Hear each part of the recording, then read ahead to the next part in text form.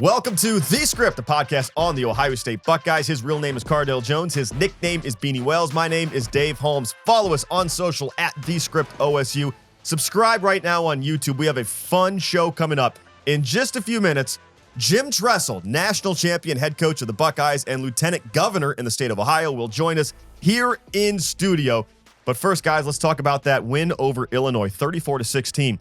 I said it was almost a lazy, casual win, and after the game, Ryan Day said, it's good to win a game convincingly and go in the locker room and know the guys feel like we still had more to give out there. Yeah, man, when I watched that game, I was almost kind of disappointed just because of the fact that, I was looking at Illinois, obviously, as a competitive football team, but you're always doing a comparison, and I'm comparing to how Illinois played versus Indiana and how Indiana dominated them on both sides of the football and how good I believe we are. I felt like it was a sloppy game. I wanted to see more from the defense, and I feel like they gave up too many yards, 248 passing yards. I think we had only given up 200 yards one other time this season, and then on the offensive side, I just thought we were okay. I want to see more, so I was a little bit disappointed, even though the game was won in a convincing fashion. A win is a win. A win is a win. No, I like it. And we talked about this earlier in the year about what games scare us, and I said it's always tough and weird and different playing up there in Champaign, Illinois. There's only an hour time change, so your routine changes just a little bit, and then you always usually start a little slow and sluggish. You feel like you're playing the game so early. Your body's still on the 12 o'clock noon time, but that 11 just it's just so different. But the Buckeyes, I think they did good versus a really good team who corrected a lot of their wrongs from their last butt kicking versus Indiana, and then they played really well versus USC and to rebound and play Ohio State competitively. They played hard outside of those turnovers. Illinois is a tough team. This was a team that we had slated earlier in the season as a potential college football team.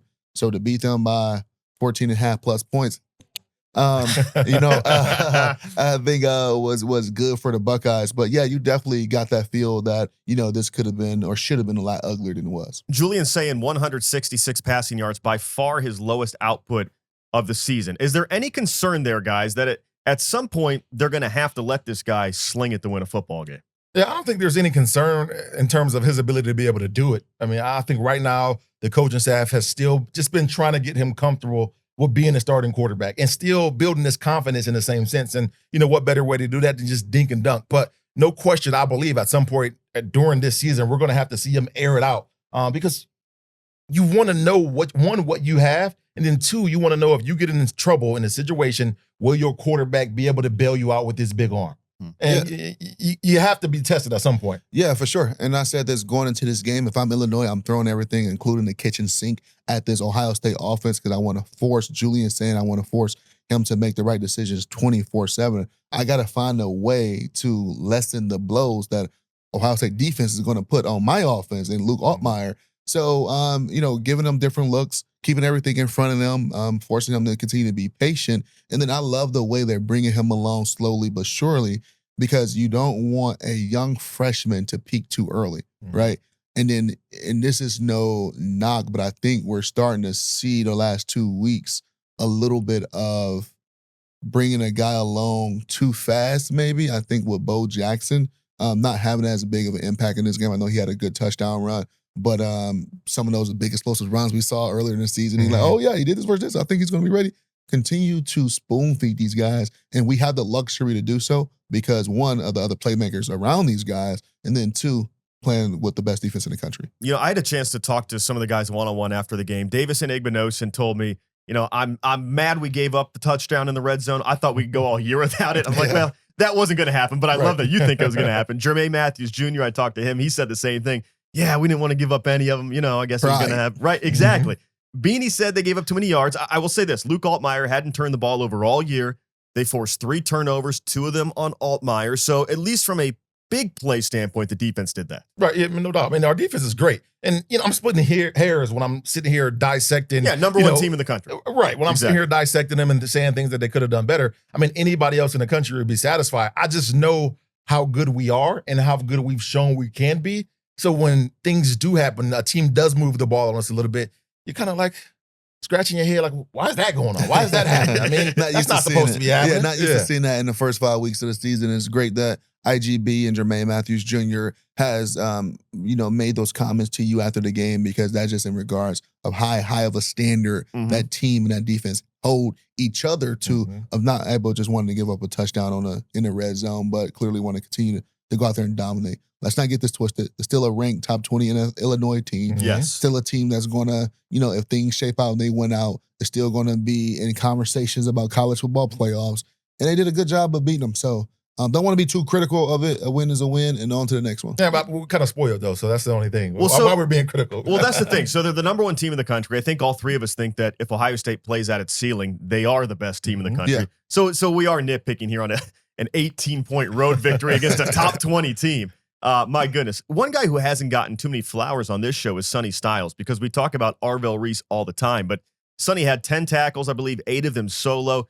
Guys, I mean, he's in the conversation for best linebackers in the country if he's not even the best linebacker on his own team. He's almost the Carnell Tate of the linebacking corps, if that's fair. Yeah, man, I think we have the best 1-2 combination in terms of linebackers in the country. I mean, Sonny Styles, he obviously, we so enamored with the new shiny piece in Arvell Reese, but Sonny Styles is just Mr. Consistent. Just goes out there and consistently makes the routine plays routine.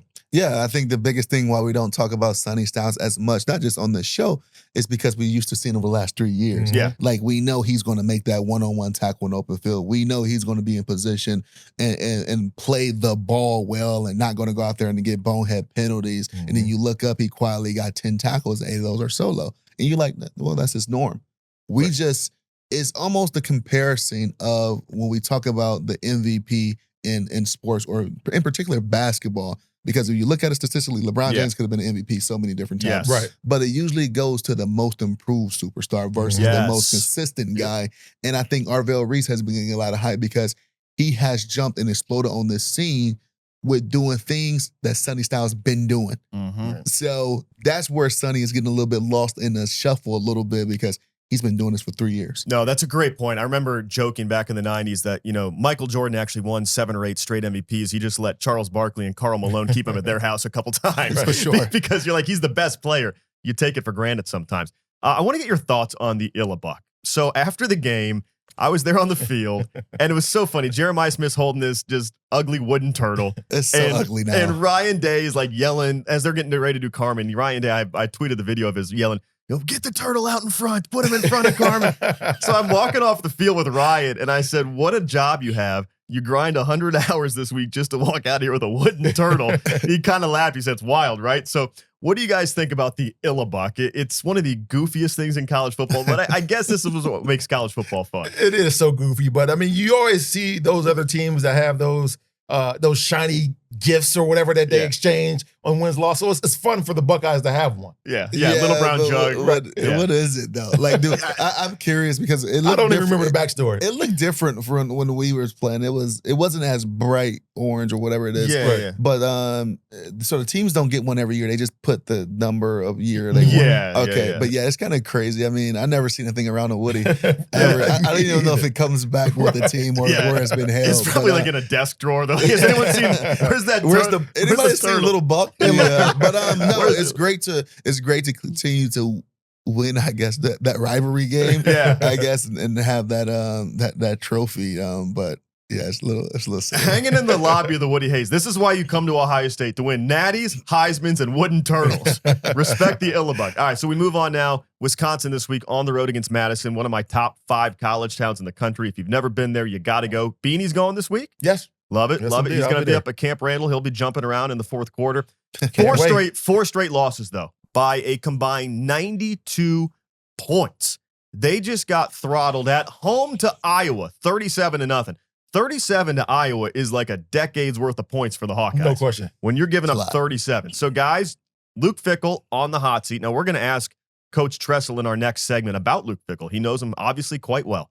Your thoughts here on, could Fickell be next as far as hot seats in college football? Look, I certainly hope not, but sometimes we see a trend to where universities see what one other big-time university is doing, and they just follow suit and say, we got to make a move too, because we all trying to compete for the same thing. We all want a Big Ten championship. Even though it may not be realistic for your university, sometimes, it's a monkey see, monkey do type deal. But I certainly hope not. I mean, I'd love to see Fickell get a little bit more time, even though it's been a tough 3-year stretch, let him build what he's trying to build there at Wisconsin. And hopefully, it's getting back to playing a brand of football in which you're used to.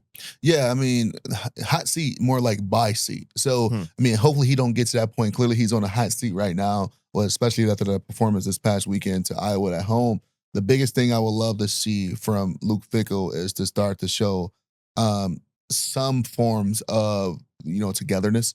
When you watch this Wisconsin team, it's getting to a point they're not playing hard. And I get it. 3 years in a row, 3 injuries at quarterback. That's not easy, especially when you're trying to rebuild a offense around that player and then he goes down. So it's like, what do you do from there?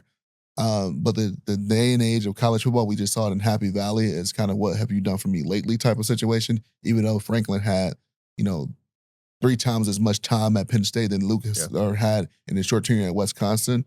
I just hope they stay with him and really buy into what he's trying to sell and rebuild that program to be back in at least Big Ten relevancy. Is there anything at all that scares you about this Wisconsin team? I cannot remember a time in the last 30 years where I have been less scared of a trip to Camp Randall Stadium. No, I mean, there's nothing that scares me. And I'm with you. I mean, I can't remember the last time going there and it's just like, just another game. Yeah, I'm follow suit with you guys. Just another game at this point for the Buckeyes. Always going there, even when, I don't know last time Wisconsin even been remotely as talented as Ohio State, but they always play hard. They're always good schematically. And then that home field advantage is real up there. Right. I think that's the only thing they're going to have is a home field advantage in a good environment. The product on the field is not what we're used to seeing. And I think the Buckeyes going to run away with this one easily. Okay, so we mentioned James Franklin. That was the big story this week. James Franklin fired. He gets a massive, massive buyout. He's very rich to not coach football anymore. Cardale put a tweet out there that I saw some people throwing out there. What'd you say? Now, I know you, even though we're on YouTube, I know you're not going to say all the words that were in that tweet. But sum it up, Cardale. What'd you say about James Franklin? To be as cautious and respectful to Beanie's, pickleball partner. I got to pull up something myself here. Yeah, pickleball partner. Wait, Beanie's texting James Franklin as we speak right now. No, I basically said, and I made fun of James Franklin a little, or the situation, not necessarily James Franklin, but I basically said, it's a dream job scenario to get a job you love and get fired and still get paid for doing a job you don't have to do. Basically, that's what I'm paraphrasing. But in Franklin's defense, here's the thing. No one is going to talk about the lives he has changed with his players. No one's going to talk about the things he did in that community. No one's going to talk about how he brought Penn State back from a very dark time of when, the Paterno era and the briefly Bill O'Brien era and try to get them back to some of those winning ways. Those things don't hold weight with the public eye because the first job is to do as a coach is to win games, and that's what he's going to be evaluated on, not all the other great things. So unfortunately, he lost his job because the standard of the winning games was higher than the standard of the lives and the transformation that he's had with hundreds of his players. That's so funny you say that because I hadn't even thought about that. And for a while, when you said Penn State, it was like word association. Yes. Sandusky, Paterno, and it's funny you say that. They became a football brand again. Not as good as they wanted, but you are right. I had not considered the fact that he took over an absolute public relations nightmare. Yeah, and then to piggyback on a little bit like that as well and try to give them some gracious because I still got to follow suit a little bit because I actually had them winning the Big Ten and competing for national championships. So, but when have you heard about a Penn State incident with a player, under his tenure, a current player? When have you heard about a scandal under his tenure? When have you heard about any of these things that you see sometimes with these major universities? And then, like I said before, having a chance to dig deep into his players' response to him getting firing, he was doing the right thing, as far as the way he treated his players, the way he was developing these guys to young men, all the things that is more important than the scoreboard, but unfortunately the scoreboard, the lack of success on these scoreboards ultimately got him canned. And we know James is he your guy, Beanie? Kind of. That's my guy. We were joking last week about it on the air here, but so you have a different perspective on this than most. Yeah, I mean, because I go back and I really look at the wins and losses, and I know everybody wants to bring up, his win-loss record versus top 10 teams or top 25 teams, but when you go really back and you really dissect his career, he's had more winning seasons, or sorry, maybe there's more 10-win seasons. I know they play more games. When you break it all the way down, the success rate, than Joe Pa, who is heralded as the GOAT there at Penn State. I think Joe Pa only had maybe, I don't know, 3 10-win seasons. And I know, again, they played less games back then, but Franklin had like 6 in the last 12 years. Yeah. I mean, his record has been great overall at that university. So, and you go back and look at the last 3 years, 10-2, 10-2, 11-2. I mean, then you get fired? It just didn't really make sense. And then when you really break it all the way down, like, who do you go out and get? It's not like they have someone waiting in the wings to take over this job. And then when you do bring somebody in, what's the expectation? You want to win right now? You think that's going to happen? You got to give a new coach time. So you spend $50 million, or let's just say another 30 in what you're going to give a new coach. So $80 million to bring in a new coach. You're going to have to give him time to recruit the guys. You're going to have to give him time to go out and get whoever from the portal, and then to develop them and get them to buy in. So you're looking at another 3 years before you're back in conversation to be where James Franklin just had you at. It doesn't make any sense to me. Yeah, no, I get that. Those are good points, and we're going to get Coach Tressel's thoughts on that here in just a few minutes. A lot to talk to. The national champion head coach of the Buckeyes and the lieutenant governor in the state of Ohio. How did we get this interview? I don't even understand this, but Coach Tress is going to join us in studio coming up next. Breakfast might be the most important choice you make all day. That's because with Wendy's 2 for $3 breakfast, you can mix and match your very own favorite perfect pairing of our delicious morning favorites. With this breakfast deal, the choice is all yours, not someone else's. Isn't that how breakfast should be? It's your breakfast after all, not Martha's. She can pick her own breakfast. This one is all on you. No matter what you choose, from our sausage biscuit with that grilled breakfast sausage, or the egg and cheese biscuit with freshly cracked grade A egg and melty American cheese on a fluffy buttermilk biscuit, a small size of perfectly seasoned potatoes, or a medium hot coffee to power you through the morning. All you got to do is pick your favorite ideal morning pair. You really can't lose because you're the one calling the shots. The choice is all yours. Wake up to Wendy's 2 for $3 breakfast just the way you want. Limited time only during breakfast hours. U.S. prices and participation may vary. No substitutions, not valid in the combo, single item at regular price. Support for The Script comes from Google. Every August, we talk about new rule changes coming to college football. But now that we're in the middle of the season, it's hard to follow the real impact these rules are having on the game. And I'm talking off the field, too, with NIL and transfer portal. But with AI mode in Google search, you can just type in, how have this year's college football rule changes impacted the season so far? And AI mode will pull together the key details and give you a summarized AI-powered response. It's perfect for those big, nuanced questions that don't have one simple answer. It doesn't in there. Let's say you want to keep going deeper. With AI mode, you don't have to start a whole new search. You can ask direct follow-ups to learn more about specifics or explore related ideas. So whether you're wondering about a complex scheme, a new rule, or the details of the transfer portal, with AI mode, you can just ask Google. Welcome back to The Script, the podcast on the Ohio State Buckeyes. Normally, I would plug some stuff, but we don't have time to plug because look who is in studio with us, national champion head coach, the current lieutenant governor in the state of Ohio, Jim Tressel. Coach, I don't know who told you to do this podcast. It was bad advice, and you're going to learn that real fast. Well, you know, I was ordered. These two guys, they threatened me if I didn't show up, I would have to run early in the morning, dawn patrol or something. You know, it's funny. You went from the world of college football where everyone thinks they're right, they love their team, they hate the other team, and you go to politics, which is probably the only place that tribalistic. It's a similar vibe. What is it about college football that you could take into the world of politics? You know, the better you work together, the better you listen to one another, you have a better chance to be successful. And so I would recommend every public servant do a little bit of coaching and being a part of teams because you got to be a part of the team.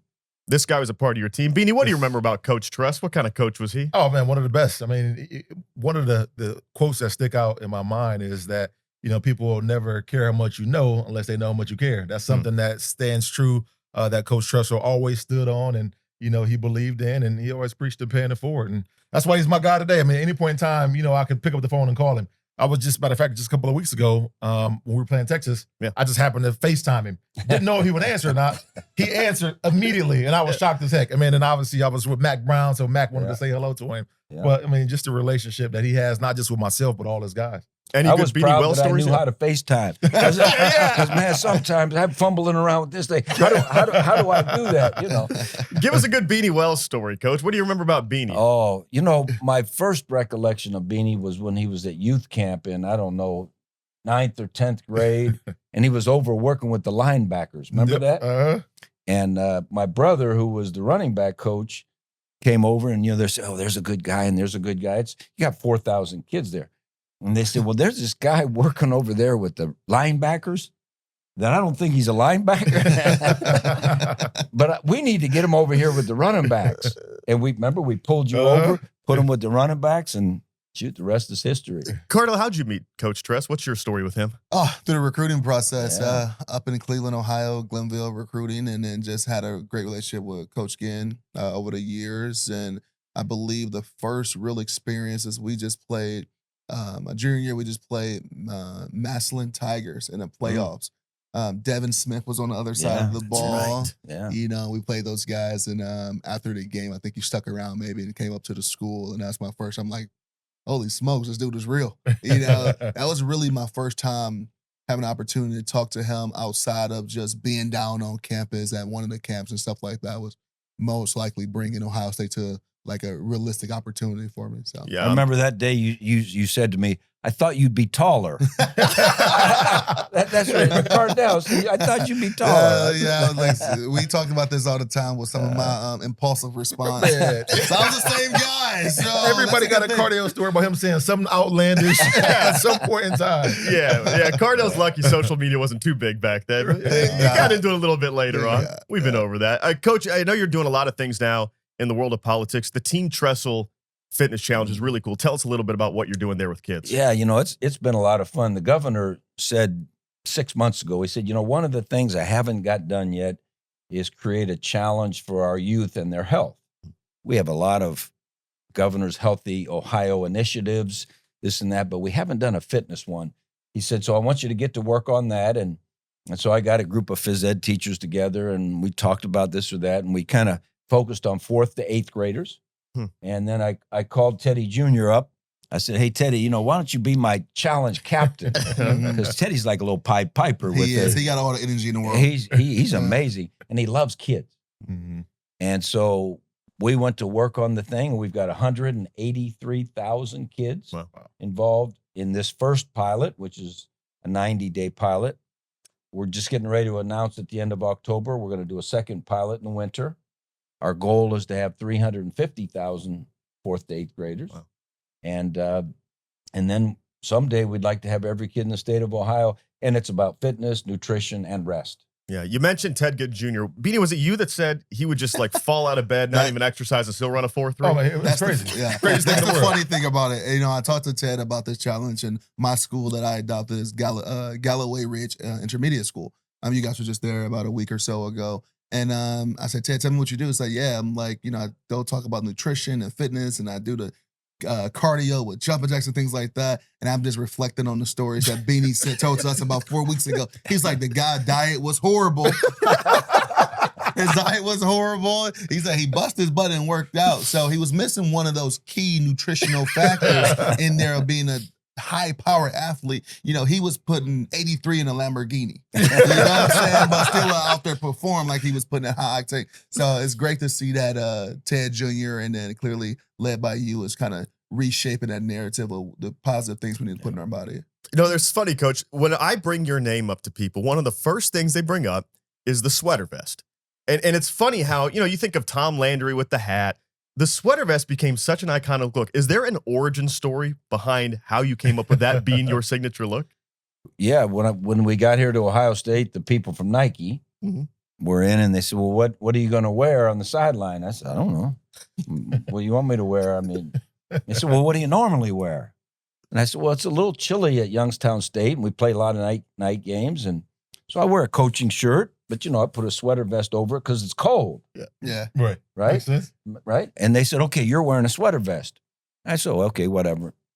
Our first game was against Akron, actually, in 2001. Noon, like 99 degrees. You know how those noon games. And I'm like, well, I can't wear this sweater. Right. I mean, people think I'm crazy. Yeah. They said, no, you're wearing the sweater. So one game I rebelled in 2002. I think it was Kent or somebody. My alma mater. Thank you. It was like hot. Yeah. And, and I had this like sports shirt kind of thing, but it had an Ohio State logo. Yeah. I thought, well, I can get away with that. So I went out there and boy, I got in trouble. It's like when you didn't have your socks right. Right. Remember we used to get on you if you Heck didn't have yeah. the socks right. Yeah. But so that's how it started. That's really cool. Was he a stickler on things, Beanie? Man, I mean, obviously you had your rules and regulations. You couldn't wear. We had black Nike socks at the time. You wore anything different, it was going to be some trouble. And Yeah. the one word, and especially in training camp, that I would remember is aquatics. You didn't want aquatics. Aquatics was early morning time that you had to be at the pool. And really, most of the time, people got aquatics for not making their gasser test. Okay. And that was, if you wasn't in shape, Cardale, I'd imagine you probably had aquatics a couple of times. Cardale was a synchronized swimmer. Yeah. He was a Yeah, I synchronized was swimmer. really, listen, guys, I was probably the first down patrol instance in urban era because I missed the first day of spring ball as a freshman. You missed Yeah. the practice? First day How'd of you spring miss? ball. Didn't come back from Cleveland. And I'm like, man, What goes through your mind? I'm going to skip practice. I didn't have a ride back. And I'm just like, well, whatever. I'll see y'all tomorrow. And I'm like, that was my first experience with the small things. Don't get me wrong. Missing practice ain't small.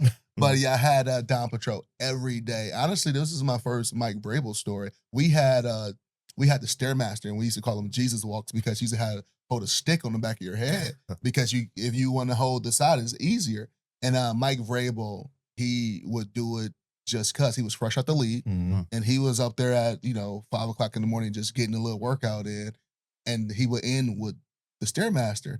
And I'm like, man, people do this for fun. We used to call them Empire States because you used to travel, I think it was 100 flights in less than 30 minutes. And if you didn't get the 100 flights, you got to do another 30 minutes. Mhm. It's been many times I climbed the Empire State more than once. So, Beanie always broke the rules he always wanted to tape his over his shoes. Spat. We wanted to spat. Yeah. And then Nike had these rules. Mhm. Only so many spats could be on, and it had to be a medical reason Yeah. because they didn't want their swoosh covered, right? Uh-huh. And so he used to fake ankle injuries. Coach, I gotta tape my shoe up. Coach, I say, wait a minute, we're at 5 ankles already. You can only do one, Beanie.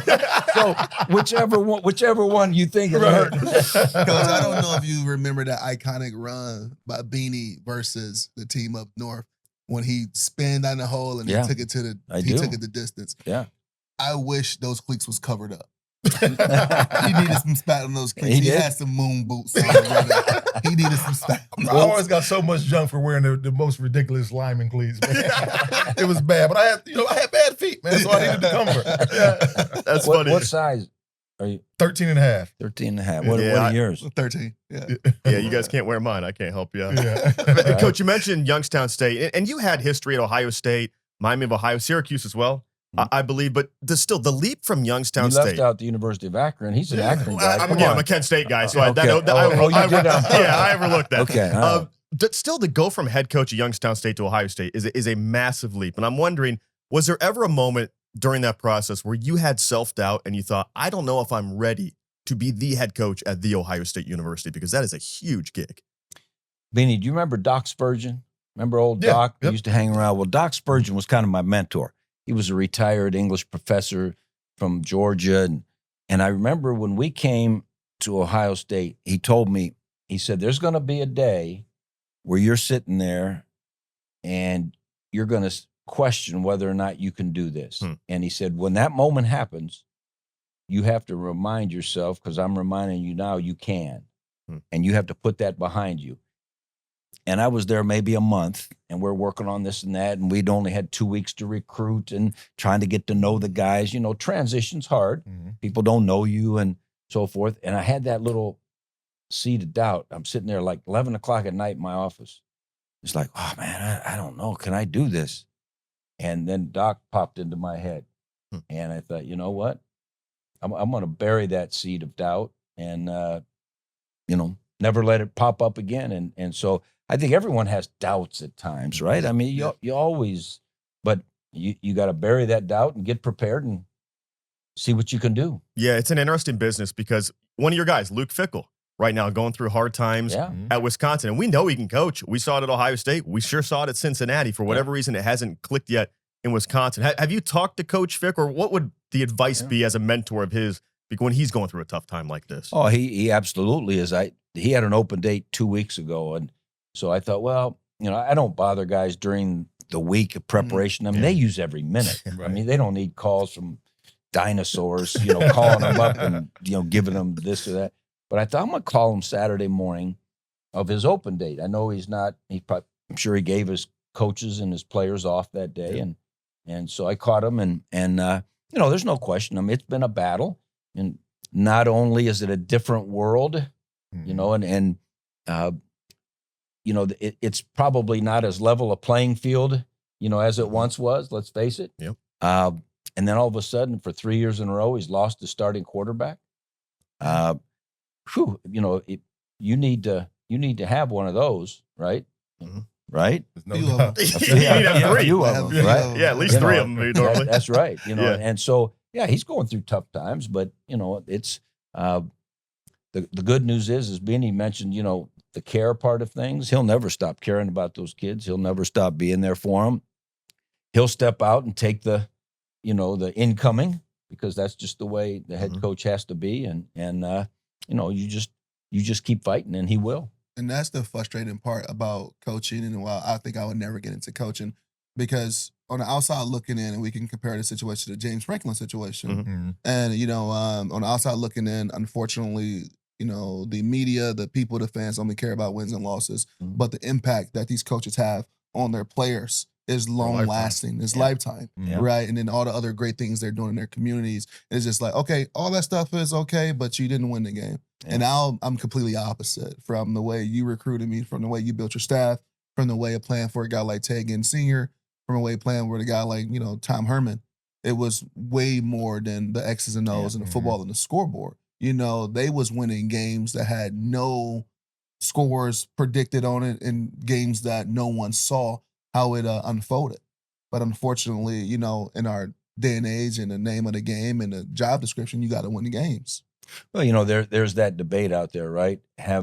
Has college football kind of evolved into being more transactional versus transformational? I mean, you're seeing, two guys that were transformed as young people coming up. Yeah, great skills and all that. They're going to play a lot of football, but really the transformation of their lives is what's important.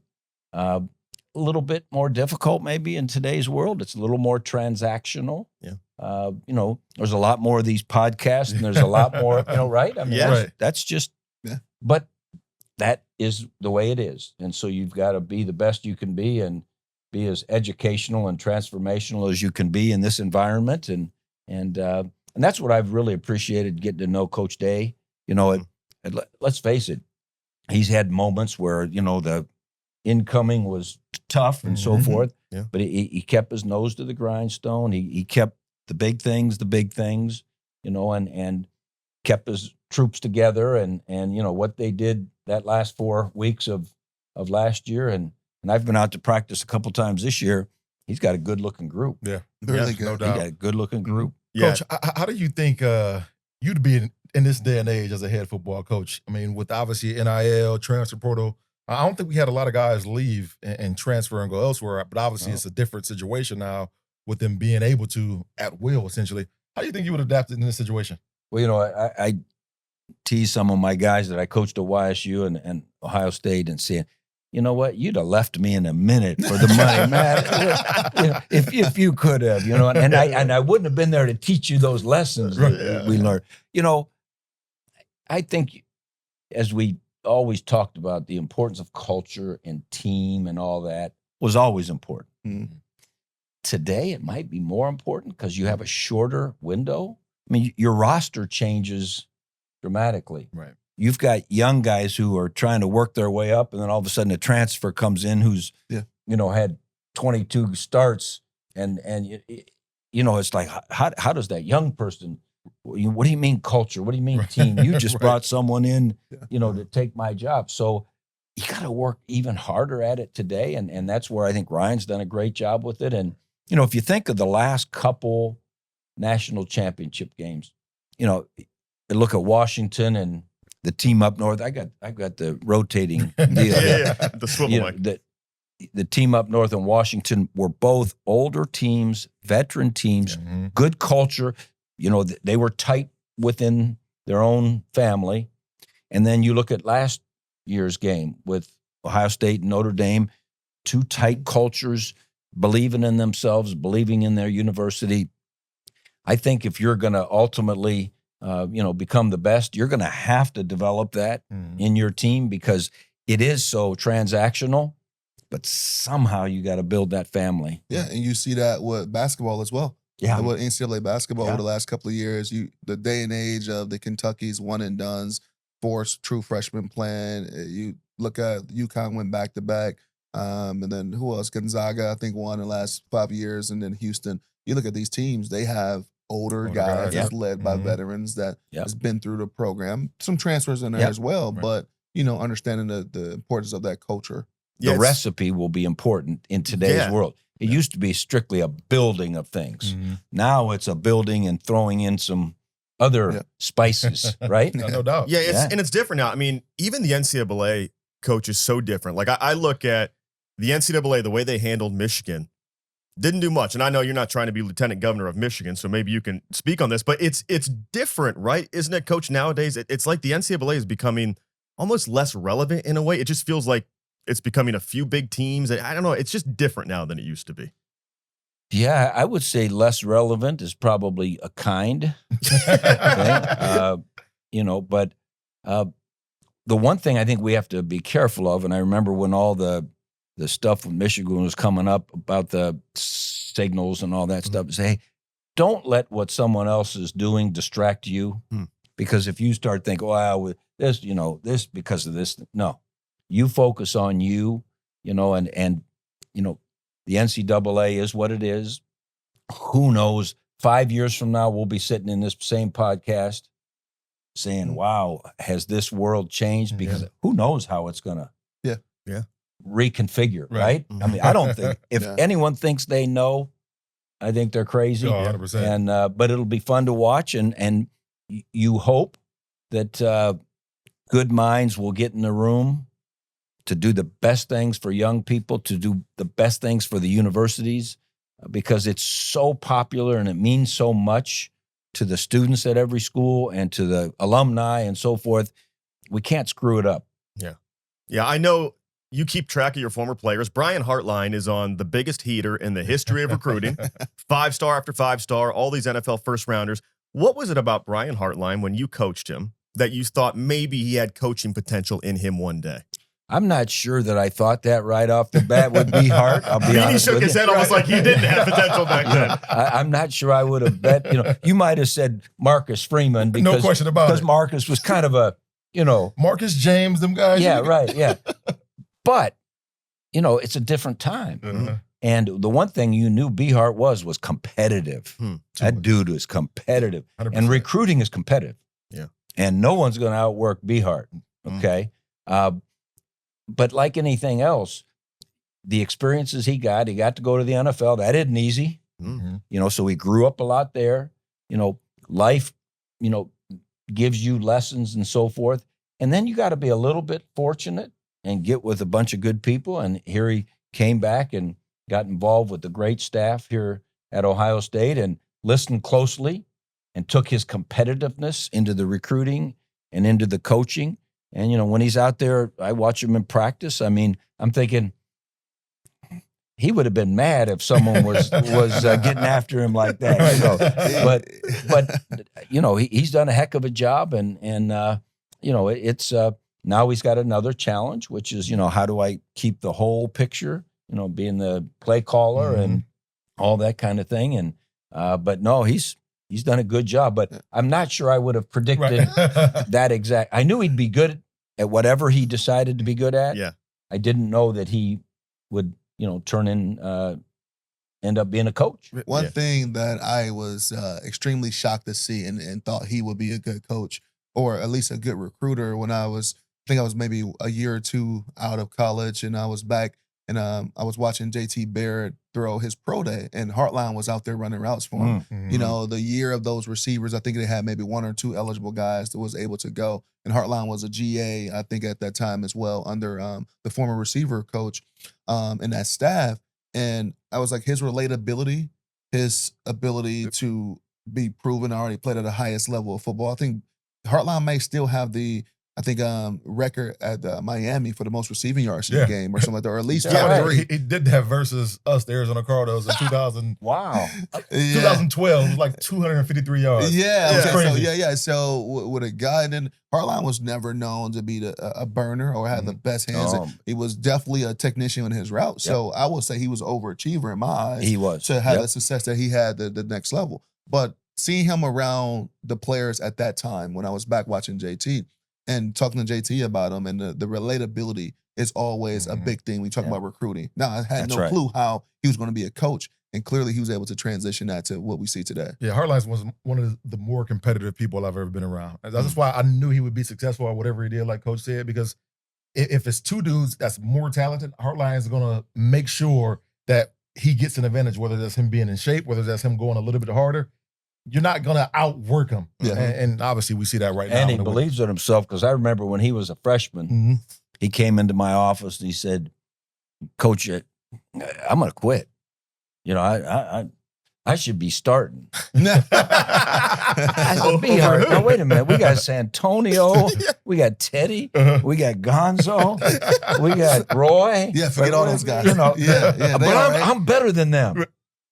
Wow. But that's the way he rolled, you know, and that's the way he coaches, and so it's going to be fun to watch his growth. No question. Yeah, time now for our Buckeye Basement solution, and Buckeye Basement solution does everything for you: crack repair, waterproofing, and coach. Every week we try to diagnose a problem in the world of college football and fix it. And this week, Penn State got rid of James Franklin, and now they lost a 5-star running back recruit. He's decommitted. He's opened things back up. Ohio State is in the mix. So you were in a situation like this once when you replaced John Cooper. You had a lot of talent coming in. You were trying to retain people. What is the solution for a coach when you're replacing someone and trying to keep a program stable? Because that transition period is always difficult. Well, it was a different time. There wasn't a portal. Sure. There wasn't NIL. But there was the one common thread, and that was that you had to develop relationships. And that doesn't happen overnight. And so we didn't get here till January 18th. We had 2 weeks to recruit, and then boom, we could start working on relationships because it was a dead period after that. And so just sitting down, being with, finding out what was important to them, you know, what did they want to accomplish? You know, what did they think? You know, because all those guys that we inherited, they knew more about Ohio State than I did, right? Yeah. They knew what was up. They knew more about the Big Ten than I did. And so just spending time with them, that's what will be interesting about these coaching changes that happen early here. And, you know, will they get them filled? And you know, the bowl thing is totally different because, you know, people aren't playing in bowls because they're, you know, going in portal. And I guess the portal is down to one window now. Is that end of the year now. End of the year. And so, again, I'd like to think we're going to figure this out to make it the healthiest it can possibly be. Right. There'll be bumps in the road, you know, along the way. That's just the way transition and change is. But there's nothing more important than relationships, and that's what you have to try to do. Yeah, and if you have any issues with your basement, get on BuckeyeBasementSolutions.com. Now, Coach, you have places to be, so we're going to get you out on this. I want all three of us to think of a story about Coach Tressel, something that maybe stands out to you. And I will go first here, Coach. So in 2007, I was a sports anchor at the ABC in Toledo. And back in the day, you had to drive places. We couldn't just email video. So I drove 2.5 hours down here for picture day. And all I needed was one quote on Dane Sanzenbacher, Toledo Central Catholic kid. And it started raining at picture day, and they were moving inside, and I was going to miss my deadline. And I walked over to you and said, hey, can I get a quick, and I didn't get that out of my mouth, and an Ohio State rep came over and said, hey, nothing with Coach Tressel, not right now. And you said, no, hold on. What do you need, young man? And I said, I just drove 2.5 hours to get a comment on Dane Sanzenbacher. he said, I can do this. And you sat there and gave me a 30-second, well-thought-out soundbite on Dane Sansbacher. And you said, is that what you need? So that's all I needed. And you said, safe travels back to Toledo. And I said, that was a guy who in the moment saw he could do something for me. And you went over your people there and helped me out. So I appreciate that. And I always wanted to share that story with you. Well, I knew you were going to turn into the superstar you have. So he was just recruiting. I knew there'd be a day where I'd get on your podcast. Yeah. Cardale, how about you? What's something that stood out about Coach Tressel? I think through the recruiting process, unfortunately, I wasn't able to play for Coach Tressel during my time at Ohio State. But I think the biggest thing that I thought about as why I stayed committed to Ohio State was through the recruiting process. Coach Tressel sold Ohio State as a brand, not a football program, and not necessarily the coaches individually. He talked always about what a brand like Ohio State and what places like this can do for you for life after football versus all the things you can do inside the shoes. So that was always a selling point. And as I think about my role in NIL space now and helping our current guys and the future Buckeyes through the recruiting process, I talk about the same things about what a place like Ohio State can do for you. Clearly the coaching staff and things like that. But that was the biggest thing that always stood out to me. Beanie, how about you? You know, I bragged all the time that I recruited him when he won the national title. I said all the time, I said, whoa. I recruited him. I was legit, I was legit his last signee. That's right. Cover would have been bare if not for Coach Tress. Yeah. Exactly. Right. Yeah, what about you, Beanie? No, it goes to him being a master motivator. Now, for me, I wasn't one of those guys that, somebody could yell at me and get me going. I mean, that was nothing for me. But I remember, to start my sophomore year, my first time starting, I had a tough game versus Youngstown State. Had a decent game versus Akron. You took it easy on Youngstown State. Yeah. No, I felt like trash after that game. But I remember, we were getting ready to play Washington, and Coach Tressel pulls me in his office. And I don't know if you remember this, but it was a Sports Illustrated cover, and P.J. Hill, who was the running back at Wisconsin at the time, was on the cover of that magazine. And you throw the magazine on your desk. He said, Beanie, you see this? This is supposed to be you. This isn't supposed to be him. This is supposed to be you on the cover of this magazine. And that just did something different to me. And going into Washington, I was like, oh, I'm pumped up, man, because P.J. Hill, he ain't nowhere near close to as talented as I am. And then when you got a coach believing in you, kind of sitting you down and, not, embarrassing you in front of a team to motivate you that way, but sitting you down and talking to you about what he believes you to be. And there's a guy on Sports Illustrated, which is the biggest thing at the time, and saying this is supposed to be you. And that story right there, but that motivation story, that always touched me and always got me going, man, just going back and thinking about that. So I'll tell you my Beanie story. So Beanie committed to us, but he said, Coach, I've never traveled that much. So I shared this story I need with to go to USC. I need to go to Texas. I need to go, I don't know, Arizona State. He said, I said, well, Beanie, if you'll just promise me that you're coming, that's fine. I trust you. Go get the sunshine. No. After each visit, I thought, man, I hope my trust was well-founded. Well, I think his mom had a lot to do with that as well. Yeah. Beanie shared the story about Pete Carroll sitting him down and saying, and basically everything they just went through on that visit out of USC, and be like, I'm coming here. And Pete told him to call his mom, and mom said, let me speak to Mr. Carroll, and Pete said, hey, we got to take you to the airport. We're just like that. I love it. Well, Coach, thank you so much. Hopefully we didn't do any damage to your political aspirations today. This was a good time. I appreciate you coming. My aspirations are to be on podcasts like this. So I've reached one of my goals. Yeah, well, people are nicer in podcasts than politics as long as you don't read the YouTube comments, and we'll be all right. Okay. Thanks a lot, Coach. Right, we have more of it. The Script coming up right after this. For Buckeyes and businesses, Branded Bills has you covered. Whether you're showing your scarlet and gray pride or you're building a brand of your own, nothing tops a custom hat. Branded Bills is a proud sponsor of Ohio State athletics with licensed Buckeye headgear that looks just as good in the horseshoe as it does when you're walking around Columbus. And beyond game day, they specialize in custom headwear that helps businesses, teams, and communities stand out with premium fit, finish, and style. So whether you are a diehard Buckeye, an entrepreneur, or just someone who want to rep their story, check out Branded Bills. Explore their official licensed Ohio State collection or design your own custom hat built just for you. Branded Bills for Buckeyes and businesses, licensed pride, custom style. Thanks again to Coach Tress. That was great stuff here on The Script, a podcast on the Ohio State Buckeyes. Make sure you hit us up at The Script OSU on social. Subscribe on YouTube. Apple, and Spotify. All right, guys, time now for Prime Sportsbook, our parlay of the week. If you haven't signed up for Prime Sportsbook, get on there and take advantage of their Prime Rewards program. When you make bets, win or lose, you earn points, and you convert those to free bonus bets. All right, last week on the show, Beanie stayed undefeated on the season. Was that 6 straight? I think it's 6, yeah. Yeah, well, I mean, The first 2 weeks were Cardale. No. It's 6 straight that your leg of the parlay hit. Yeah. So we still costing people money. Yeah. So, well, we got all 3 got to hit it. So basically, we're like even on the season because we hit week 1. So we got to get it back here. If you were smart, though, you would just say, you know what, drop these 2 bets and just go with mine. There it is. Basically. There it is. Well, he stayed undefeated with the South Florida win. We'll get our picks in just a minute. First, let me get your thoughts on a couple games this week in the world of college football. Vanderbilt favored by 2.5 home against LSU. Before the season, if I would have told you you'd got to give points with Vanderbilt against LSU, you thought I was crazy. This is crazy what they're doing down there in Tennessee. It is 100%, but I'm okay with it. Mm-hmm. I'm perfectly fine with it. I love Diego Pavia. And, you know, the thing I've been looking at when we look at Vanderbilt as a team is their defense is legitimately good. And when you look at LSU, they can't run the football.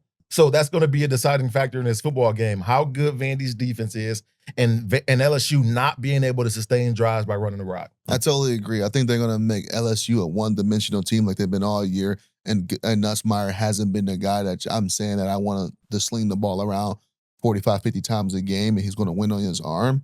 I like this line and it makes a lot of sense. Michigan is a 6-point favorite at home against Washington. Notorious Michigan hater Beanie Wells disagrees with this line a little bit. Yeah, I do. I mean, you look at Washington and what they've been able to do on offense with Coleman and DeMond Williams Jr., they've been balling.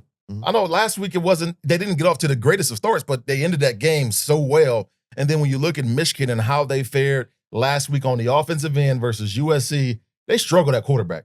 And I know Bryce Underwood is a freshman, but his ability to push the ball downfield on a consistent basis and to complete at a high rate is in question. He can run the ball as a plus 1 in the one game, but you know, I just don't necessarily like that one. I totally agree. I'm taking Washington in the points, and I feel really good about this one. This is a game that we had circled earlier in the year that I had Michigan dropping at home. I'm sticking with it. Let me get your thoughts on one other game. Iowa 3-point favorite at home against Penn State. Another one of these. If you've seen this line in August, you would have thought this was nuts. So are you guys all right with, you know, a coachless Penn State team now having to go on the road and give 3 to Iowa? Yeah, but I think Penn State comes out motivated. And you know how it is. Anytime teams come off of firing a coach, the team is all of a sudden galvanized and out to prove something. So they're probably going to roll Iowa in this game. You know, I can see that happening. Me and you have a little side bet outside of this, brother. I got Iowa putting a shellacking on Penn State. Wow. So we both have blowouts in the opposite direction. I wouldn't say a blowout, but I'm definitely taking the -3 right here with Iowa. Going on the road, we know how tough it is to play at Iowa for any quarterback, for any team, not just a team that has their starting quarterback and their coach. Drew is out. Drew is out and James is out. I'm taking Iowa. Okay. Yeah. All right. It's time now. Think a little bit different now. Yeah. Time now for our Prime Sportsbook parlay of the week. Cardale, why don't you lead us off this week? What do you have? Ball State -1 over Akron. I like it. Ball State has been playing really good since they beat Ohio with the upset. Ball State -1 over Akron. Cardale waits till Coach Tress leaves to start dogging on the Zips. How about that? He waits till Tress is gone. All right, Beanie, what do you have? Beanie undefeated. What's going to take you to 7-0? This is going to be my first risky pick this season, and I don't even look at this as a big risk. But I'm taking Miami -13.5 over Louisville. I think Miami on the bye week pushes the gas and dominates Louisville. I mean, they're out to prove that they're one of the best teams in the country. They look like it, but off a bye week or not, Cardale, I think they're getting it done. Cardale just had whiplash. His neck snapped in your direction when he heard that pick. Right. All right, so here's the deal, guys. I'm on a cold streak. And the thing is, what I'm doing is just as impressive as what Beanie's doing, if you think about it. Because every bet's a coin toss, and winning 6 straight coin tosses is just as easy as losing that many coins. So I'm saying that I am actually, anyway, here's what we're going to do. I'm going to hold the phone up, and I'm done picking. So I'm going to close my eyes, scroll, and boom, hit it. We are taking Air Force by 3.5 at home against Wyoming. I love the troops. That's why I'm taking that this week. I'm a big fan of flyovers. Wyoming is the least populated state in the union. Who wants to go there outside of a national park? Air Force is going to roll. I'll tell you one thing. Liam Zarka, the quarterback This from guy. Air Force, is has been ball. Air Force's So it's not a offense is bad crazy. bet. No, Yeah, it's not a bad bet at all. No. Air Yeah. Force's offense is It crazy. is. They put up like, what, 35? No, I think it's like 47 It's almost points. 40, yeah. No, it was like 48 points. It was like 48-51 this past weekend. Oh, yeah, versus UNLV. Yeah, but they're Crazy averaging game. almost like 40 points. Plus, we're a game. living right now in a peacetime in the States, so they should be rested. Yep. They should be not stressed. I'm It's taking their defense that's in question. I'm taking Air Force -3.5. And if this hits this week, Air Force, I have a whole new philosophy on betting in life.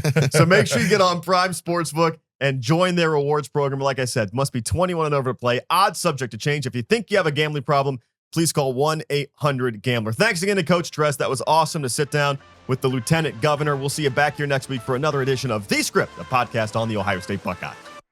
Game on.